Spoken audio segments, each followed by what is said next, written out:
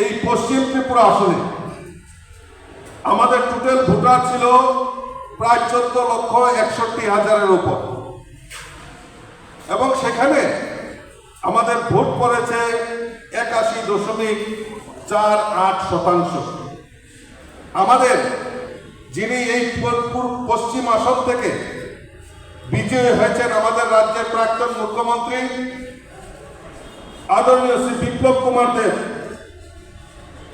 এখানে এই পশ্চিম ত্রিপুরা আসনে ভোট পেয়েছেন 8,81,341, এবং ওনার যে প্রতিদ্বন্দ্বী কংগ্রেসের আশিস কুমার সাহা সেখানে ভোট পেয়েছে মাত্র 2,69,000।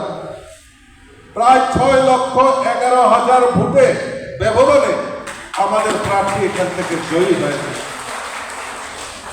পূর্ব আসনে ভোটার ছিল 13,95,000, আর সেখানে ভোট পড়েছে 80.36%। আর সেখানে আমাদের রাজ্যের যিনি রাজ পরিবারের কন্যা কৃতি দেবী দেববর্মন, উনি ভোট পেয়েছেন 7,77,447। আর সেখানে সিপিএম প্রতিদ্বন্দ্বিতা করেছে, সিপিএম ভোট পেয়েছে মাত্র 2,90,000-এর উপর। আর আমাদের প্রার্থী কৃতি দেবী দেববর্মা প্রায় 4,87,000-এর উপর ভোটে আমাদের কৃতি দেবী দেববর্মা বিজয়ী হয়ে এমপি হয়েছেন।